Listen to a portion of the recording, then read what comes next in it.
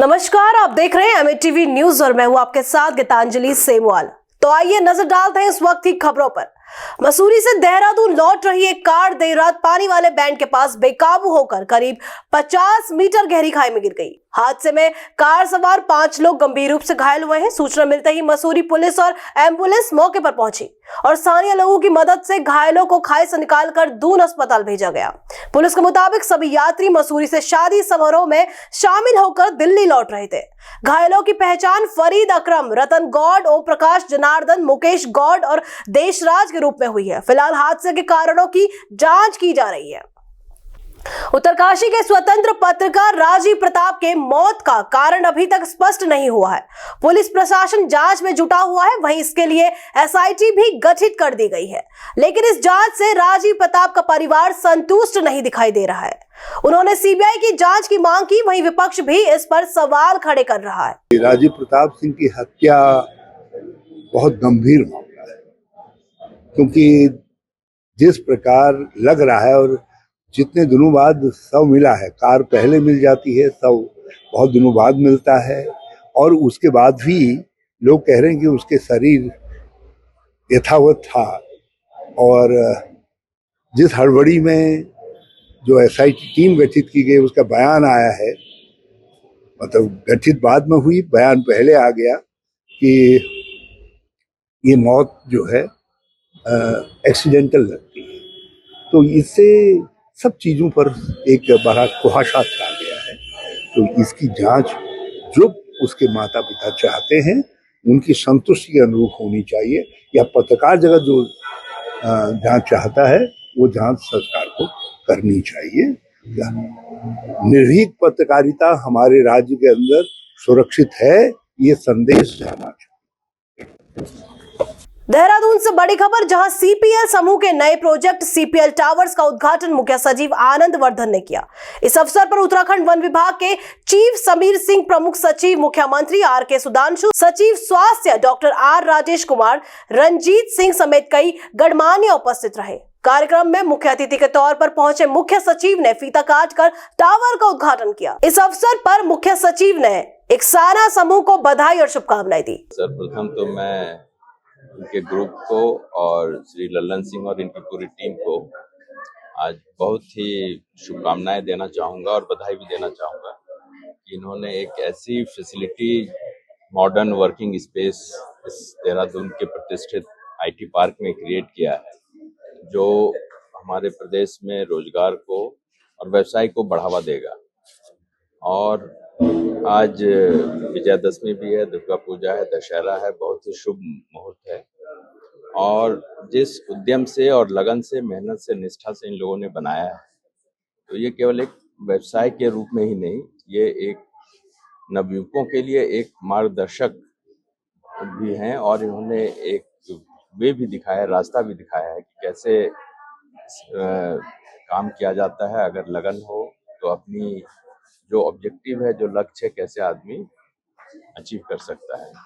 और व्यवसाय के साथ साथ केवल ये अपने सामाजिक कार्यों में, सोशल एरियाज में भी काफ़ी इंगेज रहते हैं। तो यह भी एक सीखने की बात है कि लोग कहते हैं कि हम व्यवसाय कर रहे हैं या कहीं भी कर रहे हैं, समय नहीं रहता, लेकिन अपने बिजनेस और अपने प्रोफेशन के अलावा लोगों को सामाजिक क्षेत्रों में भी कार्य करना चाहिए। ये सीखने की बात है इनसे। इनको मैं पुनः बहुत बहुत बधाई देता हूँ, शुभकामनाएं देता हूँ। एक अच्छी प्रॉपर्टी, एक अच्छा वर्किंग स्पेस जो मॉडर्न तकनीकों के साथ है, और एक फैसिलिटी इन्होंने दिया है यहाँ देहरादून में, और यहाँ के युवकों को, युवतियों को एक अच्छा प्लेटफॉर्म मिलेगा बिजनेस के लिए, इंडस्ट्री के लिए। तो पुनः बहुत बहुत बधाई। भाजपा प्रदेश महामंत्री कुंदन परिहार का कहना है कि ऊंचे कार्यक्रमों में पुराने और नए कार्यकर्ता सक्रिय रहते हैं। उन्होंने बताया कि संघ की शताब्दी वर्ष पर बस्ती स्तर पर जनसंपर्क अभियान चलाया जा रहा है, जिसमें सभी कार्यकर्ता भाग ले रहे हैं। इस अभियान से शाखाओं को बढ़ावा मिलेगा और संगठन की मजबूती सुनिश्चित होगी। देखिए, कुछ कार्यक्रम ऐसे होते हैं जिनको करने से जो पुराने कार्यकर्ता हैं, जो किसी कारण से अभी भूमिका में नहीं है, वो सब भूमिका में आ जाते हैं।